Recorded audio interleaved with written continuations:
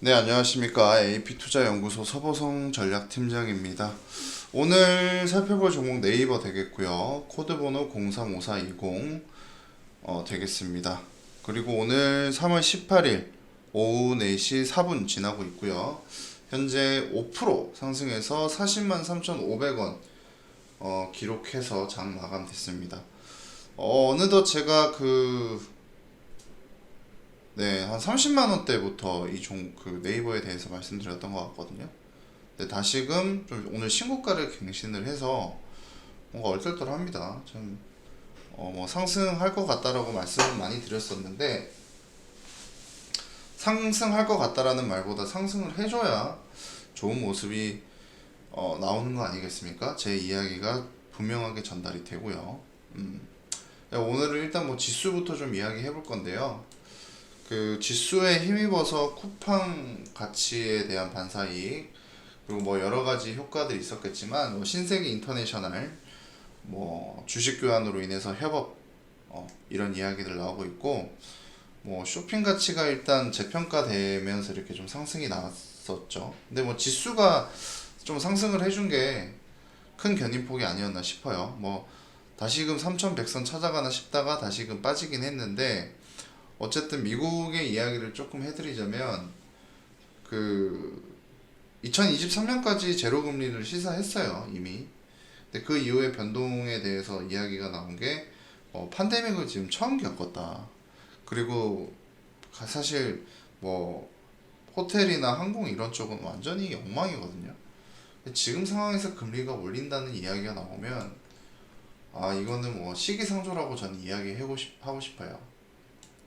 어쨌든 그런 관점 하에서 뭐 금리 인상에 대한 불안감 조금 해소되는 듯하고 그러면서 주가 좀 상승 지수가 상승 나왔던 것 같아요. 자, 그리고 오늘 이야기 해볼 것들은 뭐 이 정도로 좀 정리를 해볼 수 있을 것 같거든요. 일단 쿠팡과 지금 네이버의 비교가 많은데 저는 개인적으로 네이버를 훨씬 높게 가치 평가를 합니다. 그 이유는 뭐 제가 우리나라 사람이라서 그렇거든요. 제가 우리나라 사람이라고 이야기를 하는 근거 자체는 조금 이따 설명을 드릴 건데요.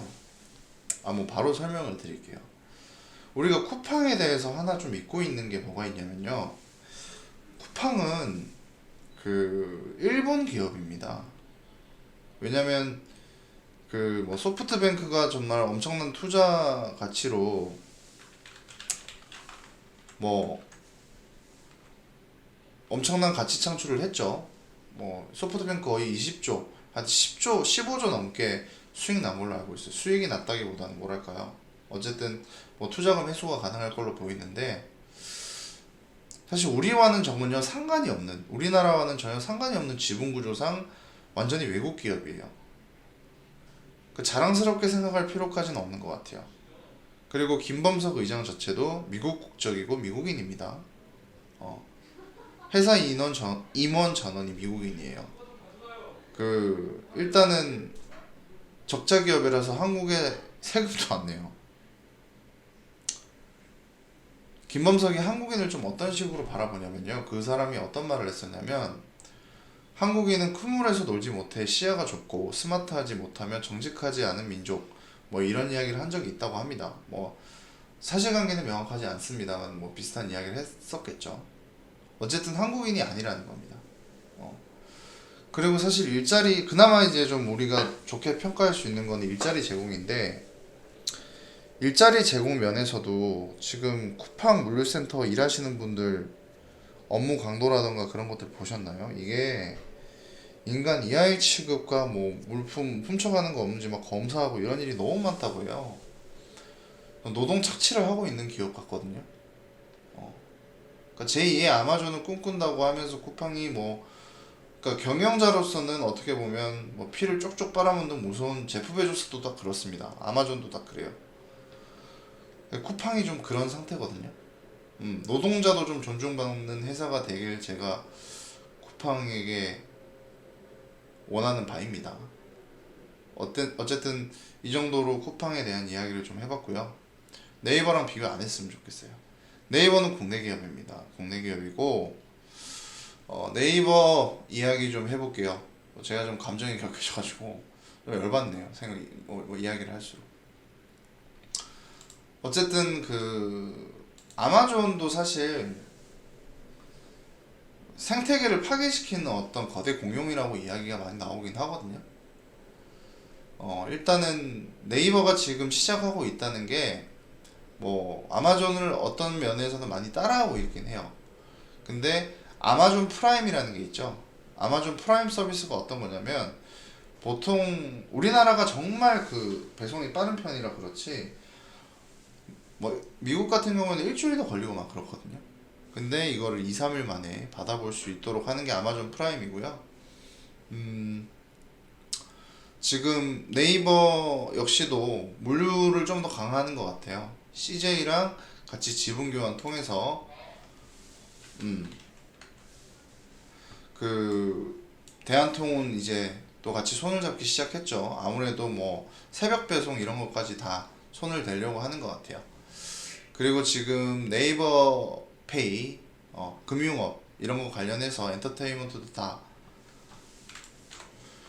뭐 여러 가지 것들 다 하고 있는데 천천히 정리 한번 해볼게요. 일단 네이버가 약했던 게 쿠팡이나 뭐 마켓컬리 같은 회사들과 조금 비교됐던 게 일단 플랫폼 사업이긴 하지만 신세계와 대한통운과의 손을 잡으면서 식자재를 바로 하루 만에 보낼 수 있는 어떤 그런 것들을 지금 진행 중에 있는 것 같아요. 그리고 전통시장에도 꾸준히 네이버가 입점을 하고 있거든요. 이것은 아마존 프라임과 이런 것들과 좀 연결이 돼 있다고 볼 수 있고, 아마존에서도 금융업 굉장히 박차를 가하고 있거든요. 실질적으로 아마존에서는 이미 거래기업에 50억 달러 이상의 대출을 제공 중에 있습니다. 근데 이게 대출을 함으로써 뭐 어떤 효과가 있냐면 일단 뭐 당연히 금리 받을 수 있겠죠. 금리 받을 수 있겠고 빅데이터를 아무래도 기반으로 하다 보니 이게 빅데이터가 있으면요 뭐든 다 할 수 있어요. 빅데이터를 기반으로 대출자의 신용위험도 체크가 가능하잖아요. 그러다 보니까 금융 서비스업으로 진출을 해서 많은 대출 그리고 금리 그리고 신용도를 잘 분석해서 뭐 돈 못 받을 일도 거의 없을 것 같고요. 이런 서비스 시작하고 있고 네이버도 지금 입점 소상공인들 있잖아요. 스마트 스토어 이쪽에 또 금리를 대출하는 서비스를 시작했습니다. 뭐 작게 시작하고 있지만 여기에서 뭐 네이버도 AI 그리고 빅데이터 충분히 보유하고 있잖아요. 여기에 각종 금융 서비스 보험에도 당연히 진출할 수 있겠고요. 이런 그렇게 된다면 뭐 국내에서 가장 캐시플로우 현금을 많이 보유하고 있는 핀테크 기업이 또 될 수도 있고요.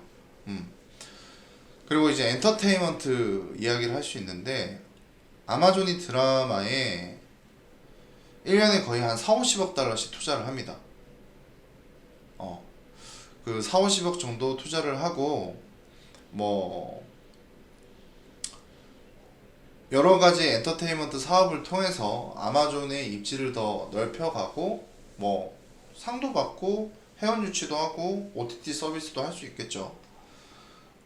근데 네이버도 마찬가지죠. 지금 뭐 CJ 그룹이랑 대한통운뿐만 아니라 CJ ENM, 스튜디오 드래곤 뭐 이런 협력 모델들 거론되고 있습니다. 지식재산권 활용해서 네이버 안 그래도 웹툰, 웹소설, 드라마들 많잖아요. 이런 것들 시작으로 여러 컨텐츠 벌려나갈 수 있을 것 같고요.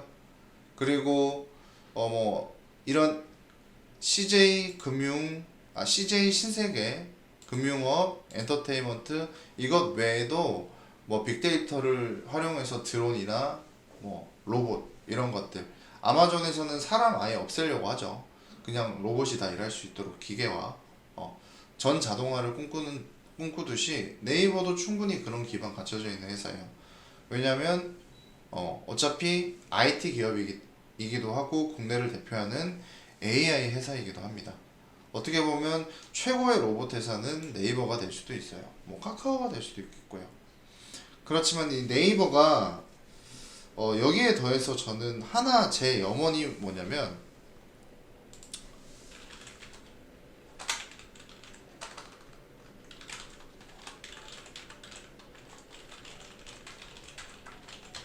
이게 제 하나의 소망이에요. 전 네이버가 쿠팡을 더 훨씬 뛰어넘는 회사가 그 기업으로 성장하려면 이 네이버페이가 그 라인페이랑 연결이 돼 있죠. 라인페이인데 지금 동남아 쪽에서 굉장히 활발하게 서비스를 시작하고 있습니다. 이런 것들이 점차 확대가 된다면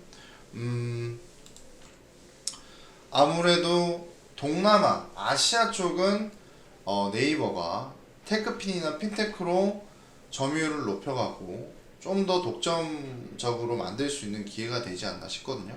사실 카카오 같은 경우에는 뭐 몇 가지 것들을 제하면 내수 시장이 좀 불가해요. 근데 네이버는 이런 그 라인페이의 성장세가 두터워진다면 훨씬 더 큰 기업으로 성장 가능성이 있거든요. 어, 뭐 이거 개인적인 소망입니다. 뭐 이 정도로 오늘 좀 정리해 볼 수 있을 것 같아요. 그 네이버를 단순히 하나의 가치로만 놓고 보긴 어려워요. 그러니까 아마존이 세계적인 기업이 됐고 미국에서 엄청난 영향력을 끼치는 회사가 되어버렸어요. 저는 네이버도 곧 그 수순을 더 밟아갈 거라고 생각하고요. 쿠팡보다 좀 더 공격적인 투자를 통해서 쿠팡을 훨씬 상회하는 기업이 되길 두 손 모아서 기도해 보겠습니다. 오늘 영상으로 끝나는 거 아닙니다. 꾸준히 네이버에 대해서 더 알아볼 거고 더 지켜볼 겁니다. 근데 지금부터는 어떤 식으로 주가가 흐를지 또다시 한번 고민해 봐야 될 때가 아닌가 싶고요. 쿠팡의 가치가 어느 정도 되는지 이런 것도 살펴보는 시간 다음 시간에도 가져보도록 하겠습니다. 다 구독과 좋아요 많이 눌러주시고요. 댓글로 궁금한 점 있으시면 뭐든 질문해 주시면 너무 감사하겠습니다. 소통하는 전문가가 되겠습니다. 자, 그리고 저희 AP투자연구소에서 김용재 소장님이 매일매일 무료 추천 종목 지금 드리고 있거든요. 자, 네이버에서 AP투자연구소 검색하시고 엔터 치시면 여기 홈페이지 들어오시면 2021년 무료 추천 종목이라고 여기 라이브로 반짝반짝 빛나는 곳 밑에 보이시죠? 여기 클릭하게 되시면 자 1월 19일, 18일, 15일, 14일 이런 식으로 쭉 나와 있죠. 자 여기 19일 화요일 무료 추천 종목 한번 눌러 볼게요. 오늘 19일이죠. 이런 식으로 1월 19일 화요일 무료 추천 종목 실시간 댓글 리딩 무료로 다들 받아보실 수 있는 상황입니다. 자 오늘 아침 7시 12분부터 저희 소장님께서 일찍이 출근하셔가지고 이런 식으로 관리를 해드리고 있어요. 자 무료 추천 종목 보시기 전에 꼭 읽어보라고 이런 식으로 이야기를 해드리고 있고 단타 개념의 자기주도 학습을 위하여 진행하는 것이라고 이야기를 하고 있습니다. 뭐 미국 시장이 증시가 휴장이었기 때문에 이런 식으로 이야기가 나오고 있고 원래는 이제 장 시작 전에는 미국 증시를 읊어주시거든요. 그리고 주요 이슈 같은 것들 좀 드리고 있고 장 시작 30분 전 이런 식으로 동시효과 이야기가 되고 있고 9시부터 머큐리 현재가 기준 매수 손절가 목표가 나인테크 그리고 신라 SG 이런 식으로 또 손절가 목표가 나오고 있습니다. 코스피 코스닥 상승 출발이고 1차 목표가 달성 추가 상승 중입니다 라고 차트 그림 보이시죠? 이런 식으로 다 언급해드리고 있고 자 또 나인테크 신고가 결성하면서 1차 목표가 달성 급등 6% 상승했습니다. 수익 축하드립니다 라고 이야기가 나오네요. 그리고 신라 SG 마찬가지로 1차 목표가 달성 추가 상승 중입니다 라고 이야기가 나오고 1차 목표가 달성 추천 매수가 대비 8% 상승했습니다. 수익 축하드립니다 라고 이야기를 하거든요. 이렇게 해서 세 종목 중에 두 종목 수익, 한 종목 보유 중입니다 라고까지 이야기가 나오고 있어요. 무료 추천 종목은 초단타로 진행이 된다. 이런 걸 함으로써 뭐 어떤 식으로 되는 거지 이걸 막 무리하게 따로라는 이야기는 아니라고 이렇게 이야기가 되고 있습니다. 그리고 뭐 VIP 회원들의 추천 종목은 매수 매도가 쉬운 종목들로 선별해서 따로 또 추천되어진다고 이야기를 하고 이런 식으로 할인 프로그램도 있다고 합니다. 뭐 궁금하신 거 있으면 전화하셔가지고 또 물어보셔도 되고 뭐 9시 20분에 기간 매수, 외국인 매수, 개인 매도 이런 것들도 또 체크해 주시고요. 이렇게 뭐 쭉쭉쭉 내려가다 보면 이렇게 매매 결산 확인도 해보실 수 있고 점심시간 지나서 뭐 이런 이야기들도 계속해서 이야기되고 있는데 주식을 좀 혼자 하시는 분들 중에 어려움 겪는 분들이 있으면 들어와 보셔서 무료 종목 한번 받아보셔도 되고, 아니면 뭐 전화 걸어가시고 무료 상담 한번 받아보셔도 될 것 같습니다.